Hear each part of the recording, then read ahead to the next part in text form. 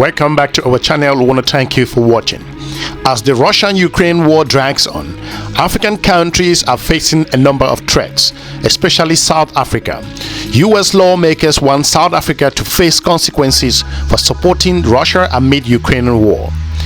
A handful of senior United States of America lawmakers from both parties have sent a letter to Secretary of State Antony Blinken, National Security Advisor Jacob Sullivan, and also the top US trade envoy Catherine Tai, calling for South Africa to be punished for its perceived support of Russia amid ongoing war in Ukraine.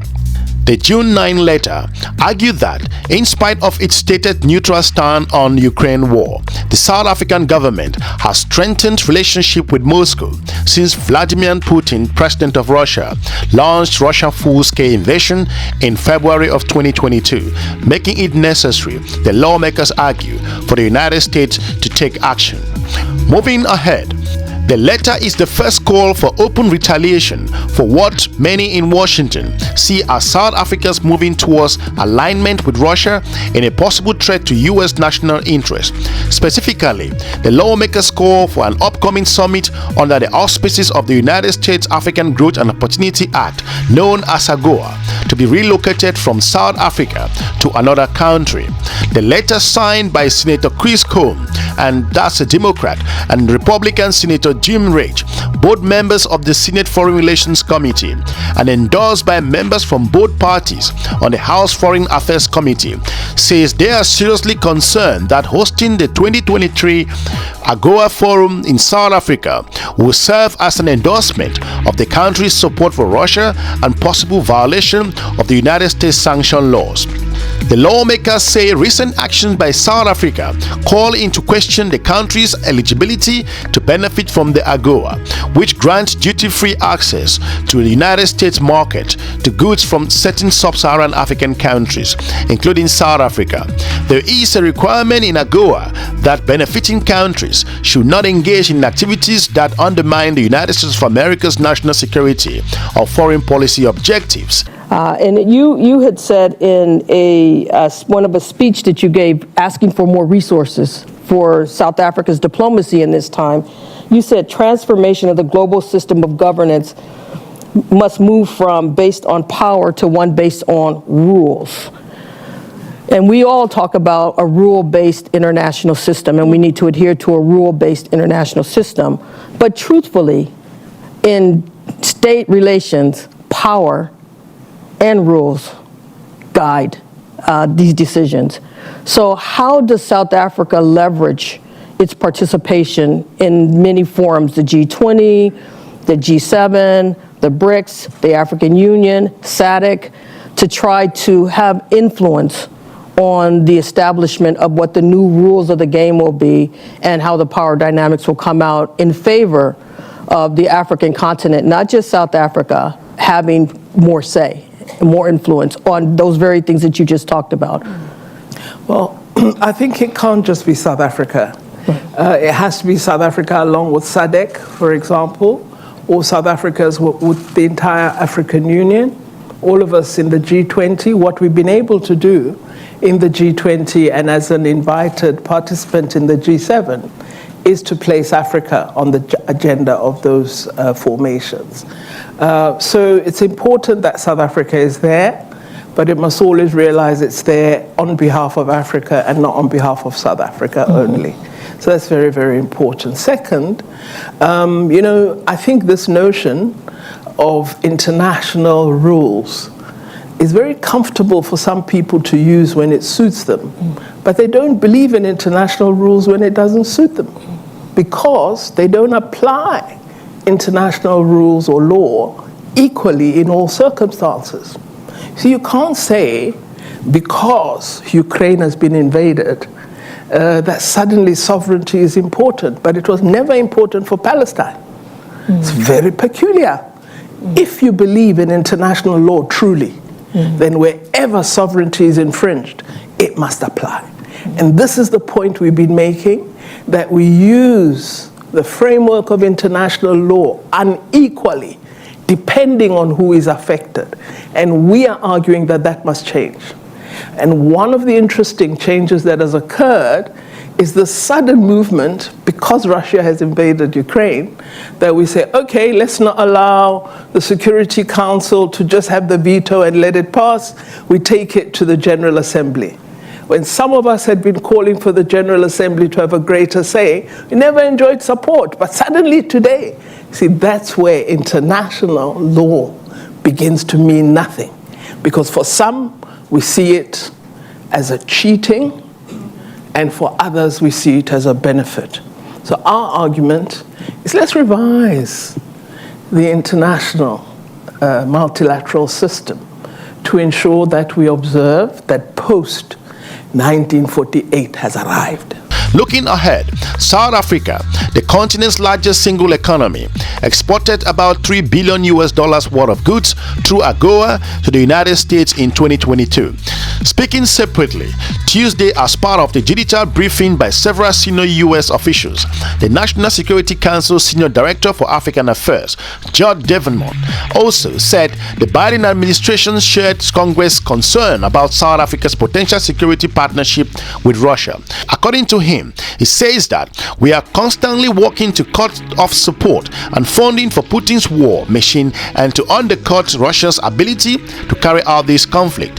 Devenmont said, according to his own statement, as part of those efforts, we are strongly encouraging countries not to support Russia's war.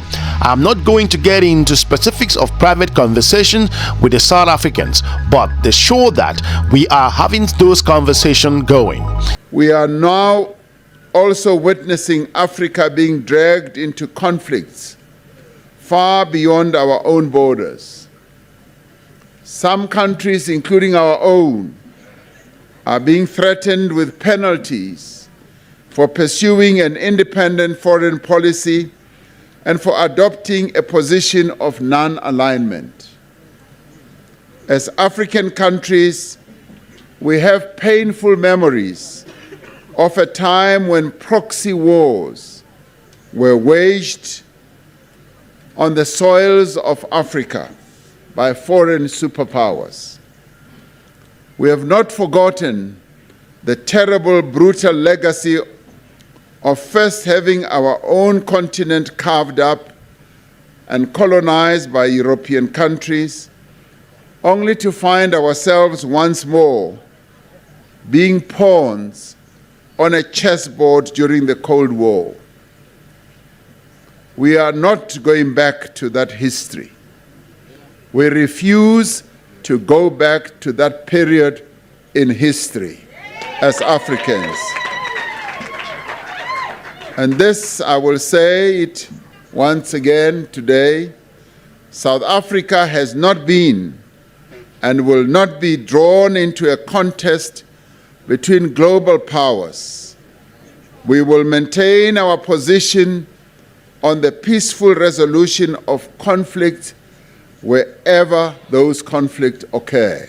South Africa's relations with the United States of America have been strained since the country declared a non-aligned stand on Russia's invasion of Ukraine.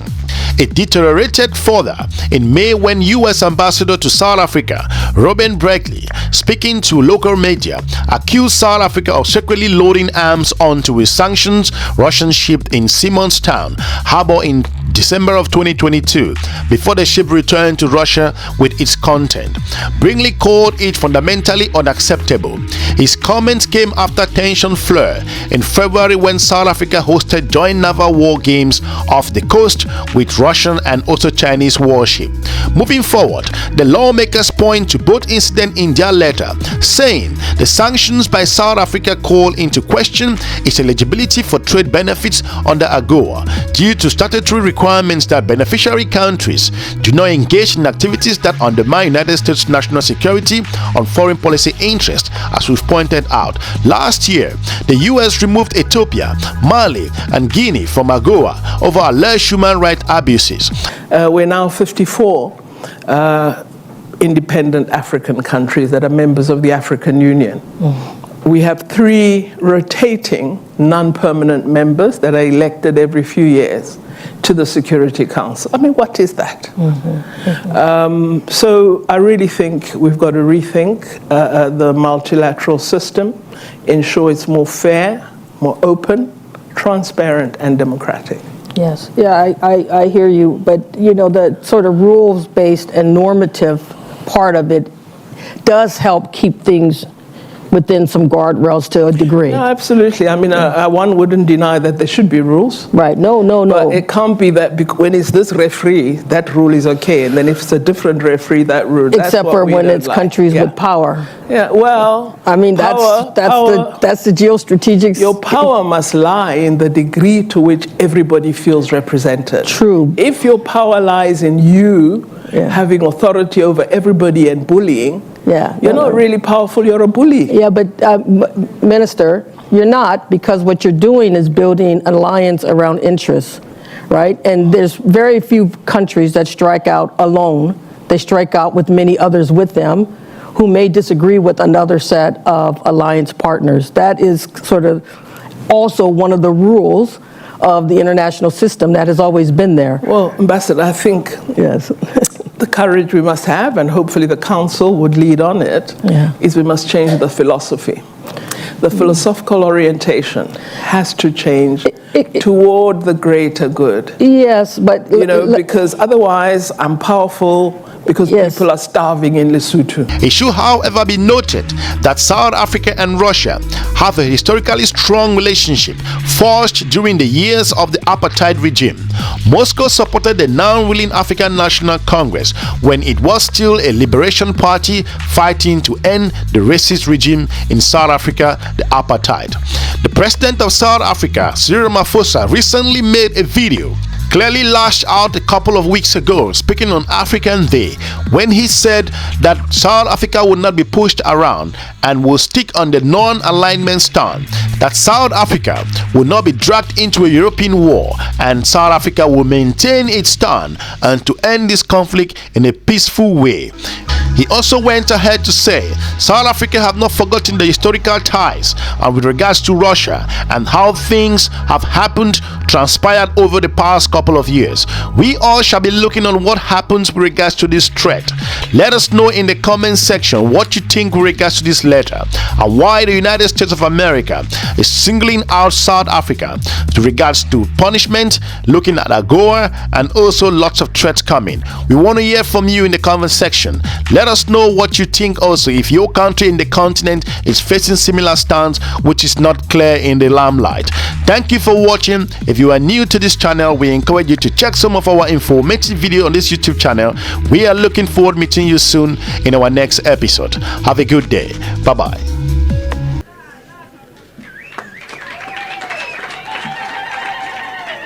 Guided by the lessons of our history, we will continue to resist calls to abandon our independent and non-aligned foreign policy.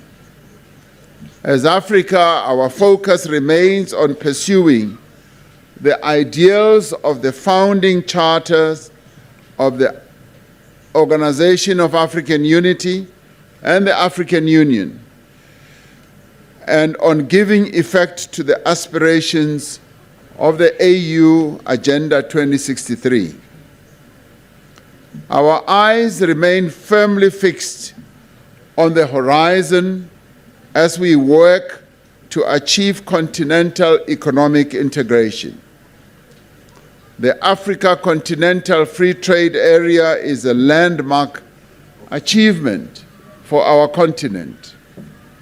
We are greatly encouraged by progress that is being made towards the coming into operation of the AfCFTA.